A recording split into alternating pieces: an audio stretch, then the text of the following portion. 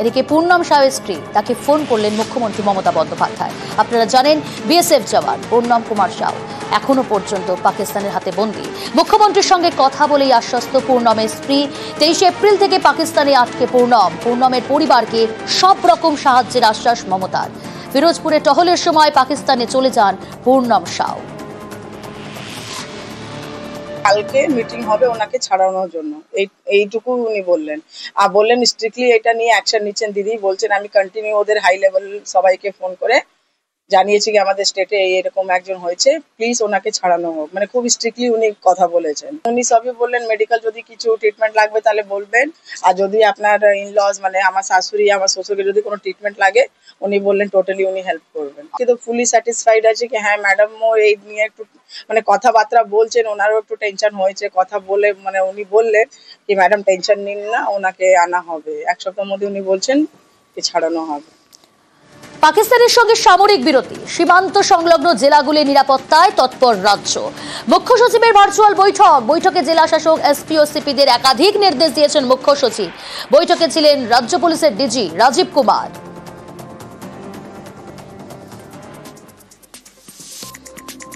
একাধিক নির্দেশ দেওয়া হয়েছে। নতুন তথ্য এলেই দ্রুত ডিজি কন্ট্রোল রুমে পাঠাতে হবে। ক্লাবগুলির সঙ্গে যোগাযোগ রেখে চলতে হবে। লং রেঞ্জ সাইরেন ও শর্ট রেঞ্জ সাইরেন ইনস্টলের সিদ্ধান্ত। মুখ্য সচিবের বৈঠকে একাধিক নির্দেশ দেওয়া হয়েছে এবং সেই বৈঠকে সিদ্ধান্ত নেওয়া হয়েছে শুধুমাত্র প্রশিক্ষিতরাই কন্ট্রোল রুমে থাকবে। বৈঠকে সিদ্ধান্ত 3 মাসের খাবার মজুত রাখতে হবে। সমন্বয় রেখে কাজ করতে হবে, এমনটাই কিন্তু নির্দেশ। আশ্রয় শিবির চিহ্নিতকরণের নির্দেশ দেওয়া হয়েছে।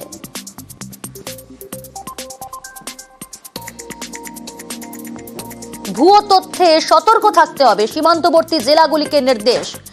মুখ্য সচিবের বৈঠকে সিদ্ধান্ত সীমান্তবর্তী জেলাগুলিকে নির্দেশ দেওয়া হয়েছে আরো নজরদারি বাড়াতে হবে। নাগরিকদের নিরাপত্তা সুরক্ষিত করতে হবে, ভুয়ো তথ্যে সতর্ক থাকতে হবে, নজরদারি বাড়াতে হবে। বিপর্যয় মোকাবিলা বাহিনী তৎপর থাকবে।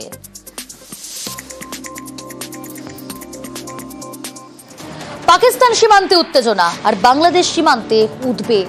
পাকিস্তান বাংলাদেশ তো এখন বন্ধু, এবার কি ভারত বিরোধিতায় বাংলাদেশের জমি ব্যবহার করবে পাকিস্তান? এ নিয়ে উদ্বেগে মালদার সুখদেবপুর। সীমান্তে কাঁটা তারের বেড়া দেওয়ার দাবি স্থানীয় বাসিন্দাদের।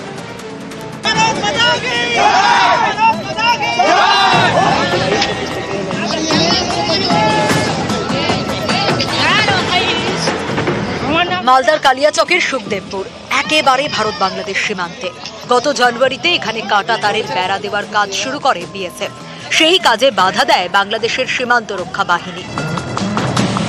বর্ডার গার্ড বাংলাদেশের জওয়ানদের বাধায় কাঁটা তারের বেড়া দেওয়া যায়নি।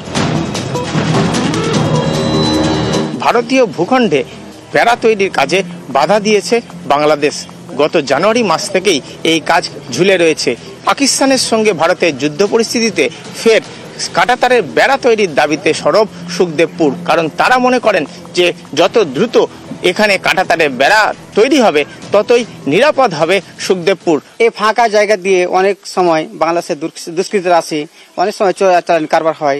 এখন বর্তমানে যে সিচুয়েশন, এই পাকিস্তানি জঙ্গিরা এখান থেকে প্রবেশ করতে পারে। তার জন্য চাইছি যে ফাঁকা জায়গাটা তার বেড়া হয়ে গেলে আমরা শান্তিতে বাস করব। পেহেলগাঁওয়ে জঙ্গি হানার থেকেই উত্তপ্ত ভারত পাক সীমান্ত। দেশের পশ্চিম প্রান্তে উত্তেজনা আর পূর্ব প্রান্তে বাংলাদেশ সীমান্তে উদ্বেগ। গত অগস্টে বাংলাদেশে হাসিনা সরকারের পতনের পর থেকে কাছাকাছি এসেছে ঢাকা ইসলামাবাদ। এবার ভারত বিরোধিতায় বাংলাদেশের জমি ব্যবহার করবে না তো পাকিস্তান? চিন্তায় মালদার সুখদেবপুর। পাকিস্তান আর ভারতের সঙ্গে যে যুদ্ধটা চলছে আমরা সুরক্ষিত থাকতে চাই, ওরা যদি থাকতে দেবে না আমাদেরকে। এই জন্য আমরা বলছি যে কি তাড়াতাড়ি সরকারকে যেন এই তারবাড়াটা ইতিমধ্যে হয়ে যায়, হলে ভালো আমাদের। ওরা এখনো তো আসতে পারে আমাদের হামতার বেড়া টপকে আসতে পারে, বাংলাদেশি আতঙ্কবাদী। এই যে এত উত্তপ্ত হয়ে আছে বর্ডার, যে তারবাড়াটা হয়ে যায় তো আমরা তো সুরক্ষিত থাকবো। মালদার সুখদেবপুরে 1200 মিটার সীমান্তে কাঁটাতার নেই। প্রায় 2 দশক আগে মালদায় কাঁটাতার বসানোর কাজ শুরু হয়, কিন্তু সীমান্তে মরাগঙ্গা নদী থাকায় 1200 মিটার এখনো কাঁটাতারহীন।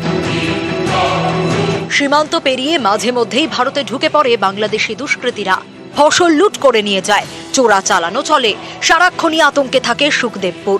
ভারত পাক সীমান্তে উত্তেজনা বাড়ায় সুখদেবপুরেও আতঙ্ক বেড়েছে। পাকিস্তানের যুদ্ধ থেকে একটু আতঙ্ক আছে, কখন কি হবে না হবে বলা যাবে না। পাকিস্তান বাংলাদেশের সম্পর্ক ভালো এখন? হ্যাঁ, এখন সম্পর্ক ভালোই। বাংলাদেশিদের উৎপাত আছে এখানে? হ্যাঁ, বাংলাদেশ উৎপাত আছে, না থাকা না। চোরাচালান হয়? চোরাচালান ভালোই হয়। গরিব মানুষ যদি বম বাস করে দেয় কোথায় থাকবো? আমরা চাষের তারপরটাও দিতে যাব, আমাদের জমি জায়গা আছে, আধার কার্ড দিয়ে যাই। সীমান্তবর্তী গ্রামে ফেন্সিং নেই, বিএসএফ এর কড়া নজরদারি আছে, এখন তা আরো জোরালো হয়েছে।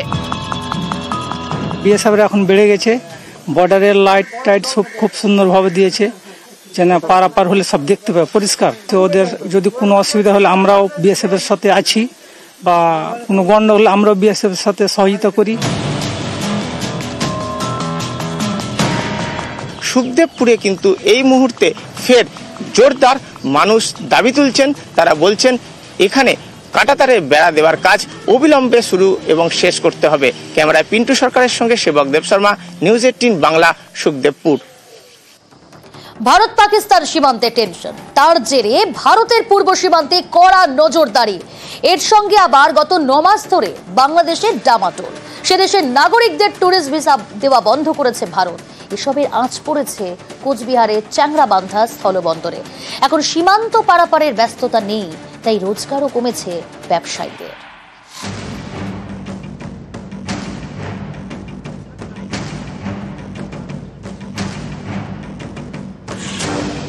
কোচবিহারের চ্যাংরাবান্ধা স্থলবন্দর। এই স্থলবন্দরের ওপারে বাংলাদেশ, এখান দিয়ে সীমান্ত পারাপার করেন দুদেশের বাসিন্দারা। এখন সেই ব্যস্ততা নেই, চ্যাংরাবান্ধা স্থলবন্দর একেবারে ফাঁকা। এতে ব্যবসায়ীদের কপালে চিন্তার ভাঁজ। গত 9 মাস ধরে বাংলাদেশের ডামাডোল চলছে। সে দেশের নাগরিকদের ট্যুরিস্ট ভিসা দেওয়া বন্ধ করেছে ভারত, যার জন্য চ্যাংরাবান্ধা স্থলবন্দর দিয়ে যাতায়াত কমেছে। এর মধ্যেই গত 22 এপ্রিল পেহেলগাঁওয়ে হামলা চালায় জঙ্গিরা, খুন করে 26 জন নিরীহকে। এরপরেই ভারতের বদলা, অপারেশন সিঁদুর। ভারতের পূর্ব সীমান্তে কড়াকড়ি চলছে নজরদারি। এরও আঁচ পড়েছে চ্যাংরাবান্ধায়। এখানে রয়েছে অনেক হোটেল, মানি এক্সচেঞ্জ কাউন্টার, ভাড়ার গাড়ি, সকলেই এখন মাছি তাড়াচ্ছেন। ব্যবসার করুন হাল, বর্তমান কোনো ব্যবসা নাই, লোক মানুষের যাতায়াত নাই, ভিসা বন্ধ, বাংলাদেশের সমস্যা তো হবেই। আপনারা কি চাইছেন? ভালো পরিস্থিতি, দেশে শান্তি আসুক। ব্যবসার পরিস্থিতি তো এখন খারাপ আছে, যুদ্ধ হবে, প্লাস বাংলাদেশের যে সমস্যাগুলো তৈরি হয়েছিল, তখন ব্যবসা তো খারাপ পজিশনে আছে। আসা যাওয়া কমে গেছে বলতে, যারা যে এসেন্সিয়াল যারা আসতেই হবে, যেমন মেডিকেল ভিসা, স্টুডেন্ট, তারা তো আসতেছে। টুরিস্ট ভিসা বন্ধ আছে। এখন দেশের কথা আগে চিন্তা করতে হবে, তারপরে বাকিটা দেখা যাবে। স্থানীয় ব্যবসায়ীদের দাবি, 1 বছর আগেও চ্যাংরাবান্ধা স্থলবন্দর দিয়ে দিনে কয়েক লক্ষ টাকার ব্যবসা হতো। এখন সেই স্থলবন্দর প্রায় শুনশান। ব্যবসায়ীদের দাবি, এখন একদিনে 1010 টাকার ব্যবসাও হয় না। লোকজন আসতেছে না, এই যে এখন পাকিস্তানে কেসার লাগছে, এই জন্য ভিসা টিসা পাচ্ছে না।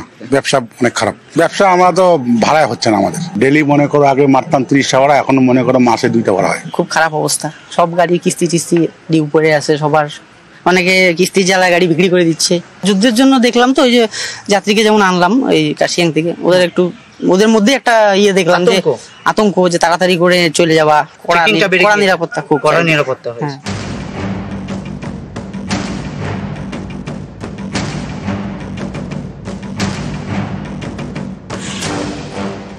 ভারত এবং পাকিস্তানের যুদ্ধ পরিস্থিতিতে যে সকল ছাত্রছাত্রীরা বাংলাদেশ থেকে ভারতে পড়াশোনা করতে এসেছিলেন, তারাও ফিরতে শুরু করেছেন। চিন্তায় রয়েছেন ব্যবসায়ীরা, কবে স্বাভাবিক হবে এই পরিস্থিতি এবং তাদের পুরনো ব্যবসার হাল ফিরে আসবে। চ্যাংরাবান্ধা থেকে ক্যামেরায় সঞ্জয় মণ্ডলের সঙ্গে রকি চৌধুরী, নিউজ 18 বাংলা। এদিকে মেকলিগঞ্জ সীমান্তে আতঙ্কে কৃষকরা। সীমান্ত এলাকায় চাষ করতে গিয়ে আতঙ্ক কাটাতেই কৃষকদের সঙ্গে বৈঠকে বিএসএফ। মেকলিগঞ্জে কৃষকদের সঙ্গে বিএসএফ পুলিশ বৈঠক। আরো ডিটেল জানাবো, রকি রয়েছে আমার সঙ্গে। রকি, কিছুদিন আগেই দুজন কৃষককে তুলে নিয়ে যাওয়া হয়েছিল, তারপরেই গুরুত্বপূর্ণ বৈঠক, আতঙ্কে কাটছিল কৃষকদের। কি আলোচনা হলো আজকে বৈঠকে, কি আশ্বস্ত করা হলো? দেখো, তোমাকে বলে রাখছি, ভারত তার যুদ্ধের আবহে কিন্তু এবার বাংলাদেশের সীমান্ত এলাকায় কৃষকদের দল বেঁধে জমিতে যাওয়ার কিন্তু নিদান দিয়েছে বিএসএফ। কুচবিহার জেলার মেকলিগঞ্জ ব্লকের ইন্দো বাংলা সীমান্তে এলাকায় কাঁটাতারে বেড়া এবং এপারে উন্মুক্ত যে সীমানা রয়েছে সেসব এলাকায় ভারতীয় চাষিদেরকে চাষ করতে গেলে তাদেরকে সংঘবদ্ধ যেতে বলা হয়েছে, কারণ গ্রামের বাসিন্দারা এবং চাষিরা আতঙ্কে রয়েছেন। বিগত দিনে দেখা গিয়েছে 16ই এপ্রিলে কুচবিহার জেলার কৃষকদের কিন্তু তুলে নিয়ে গিয়েছিল বাংলাদেশের যে দুষ্কৃতি এবং বিজেপি বলে অভিযোগ রয়েছে, সে কিন্তু এখনো ফিরেনি। এই কারণে আতঙ্কে রয়েছে তারা। এই খবরে কিন্তু বিএসএফ এর আধিকারিকরা এবং পুলিশ প্রশাসনের আধিকারিকরা গ্রামে গ্রামে কাঁটাতার লাগোয়া গ্রামে গ্রামে যাচ্ছেন, তাদের সঙ্গে বৈঠক করছেন, কথা বলছেন এবং আশ্বস্ত করছেন যাতে তারা ভয় না পান এবং তাদেরকে জানাচ্ছেন যাতে কোন রকম যুদ্ধ পরিস্থিতি সৃষ্টি হলে তারা কিভাবে নিজেদেরকে রক্ষা করবে। এই ঘটনায় তৎপরতা বেড়েছে গোটা এলাকাতে। বেশ, বর্ডার আছে আমাদের পাশেই আছে, তো আমরা এখানে উন্মুক্ত বর্ডার একদম 3 বিঘা 0 পয়েন্ট থেকে শুরু করে মেঘলিগঞ্জ পর্যন্ত দহগড়া মাঙ্গারপোতা টোটালটাই খোলা। এদেরকে অ্যাওয়ারনেস প্রোগ্রাম করাচ্ছে বিএসএফ থানার থেকে, আমাদেরকে অ্যাওয়ারনেস প্রোগ্রাম করাচ্ছে কীভাবে চলতে হবে। হ্যাঁ, বিএসএফ এর থেকে থানার থেকে এসে আমাদের মক ড্রিল পর্যন্ত করাইছে। চাষ আমাদের সময় করা যাবে, কিন্তু একা যাওয়া যাবে না। হ্যাঁ, দলবদ্ধভাবে সবাই মিলে একসাথে যেতে হবে। এখন তো কেন দলবদ্ধভাবে যেতে বলেছে? এর আগে আমাদের এলাকা থেকে তুলে নিয়ে এসে কিন্তু বিএসএফ এর চাপে ফেরত দিছে। আপনারা কি চাইছেন? আমরা চাচ্ছি কমসে কম 0 লাইনে পার্মানেন্ট ফেন্সিংটা হোক। বাংলাদেশের লালমনিরহাট থানায় এরকম শুনছি আর কি আছে নাকি। 16 এপ্রিল বাংলাদেশের কিছু দুষ্কৃতীরা, কিছু লোক আমাদের বাবাকে কৃষি জমি থেকে তুলে নিয়ে চলে গেছে। কিন্তু এদিকে আমরা যে প্রশাসনের দ্বারস্থ হয়েছি, প্রশাসনের সঙ্গে কথা বলতেছি, প্রশাসন বলে, যেমন শীতলকুচি থানার পুলিশের সঙ্গে আমি ফোনে কথা বললাম, ওরা বলছে যে দেখো ভাই, আমাদের হাতে কিছু নেই, এটা হচ্ছে সেন্ট্রাল গভর্নমেন্টের ব্যাপার। কতটা সমস্যায় আছেন আপনারা? ভীষণ সমস্যায় আছি। দল বেঁধে চাষ করতে যাওয়ার পরামর্শ বিএসএফ এর। অ্যাওয়ারনেস প্রোগ্রাম আমরা করছি যৌথভাবে, বিএসএফ থাকছে, আমরা থাকছি, আমার সুপিরিয়ররা আসছেন। বিভিন্ন গ্রামে গিয়ে আমরা বর্ডার যে লাইনটা আছে, বর্ডার লাইনটা যাতে ওরা পেরিয়ে না যায় বা বর্ডার লাইনে কাজ করতে গেলে যেন সতর্কতাভাবে কাজ করে, লোকাল পাবলিককে আমি সেইটা অবগত করেছি। ফেক ভিডিও আসছে, ফেক ভিডিও দেখে যাতে ওরা অযথা গুজব না করে সেই ব্যাপারে আমরা তাদের সচেতন করে দিই। যারা চাষ করতে যাবে তাদের বলেছি যে আপনারা যাবেন যখন অনেকজন মিলে যাবেন এবং বিএসএফকে বলে যাবেন। মেকলিগঞ্জ সীমান্তে আতঙ্কে কৃষকরা। সীমান্ত এলাকায় চাষ করতে আতঙ্ক কাটাতে কৃষকদের সঙ্গে বৈঠকে বিএসএফ। মেকলিগঞ্জে কৃষকদের সঙ্গে বিএসএফ পুলিশ বৈঠক। দল বেঁধে চাষ করতে যাওয়ার পরামর্শ বিএসএফ এর তরফ থেকে। 16ই এপ্রিল তুলে নিয়ে যাওয়া হয় শীতলকুচির কৃষককে। 2 কৃষককে তুলে নিয়ে যাওয়া হয়েছিল বিজেপির সাহায্যে। বাংলাদেশের দুষ্কৃতীদের বিরুদ্ধে অভিযোগ। শীতলকুচির ঘটনায় আতঙ্কে মেকলিগঞ্জের কৃষকরা। তারপর আজকে বিএসএফ এর তরফ থেকে বৈঠক, যে বৈঠকে পরামর্শ দেওয়া হয়েছে দল বেঁধে চাষ করতে যাওয়ার। বিএসএফেরও তৎপরতা রয়েছে। সার্বিকভাবে পুলিশ প্রশাসন এবং বিএসএফ যৌথভাবে সীমান্তবর্তী এলাকার প্রত্যেকটি এলাকা ধরে ধরে মানুষদেরকে সতর্ক করছে। আমাদের এই কোচবিহার জেলার যে ফেন্সিং এরিয়ার ভেতরে আমাদের 150 গজের মধ্যে বহু ইন্ডিয়ান ল্যান্ড রয়েছে, কৃষি জমি রয়েছে। কৃষকরা প্রতিনিয়ত সেখানে চাষাবাদ করতে যায়, কিন্তু সেখানে যাওয়ার ক্ষেত্রে তারা যাতে দলবদ্ধভাবে যায় এবং যেখানে ফেন্সিং নেই, ফেন্সিং দেওয়া সম্ভব হচ্ছে না বিভিন্ন কারণে, সেখানে আরও বেশি সতর্কতা অবলম্বন করছে প্রশাসন।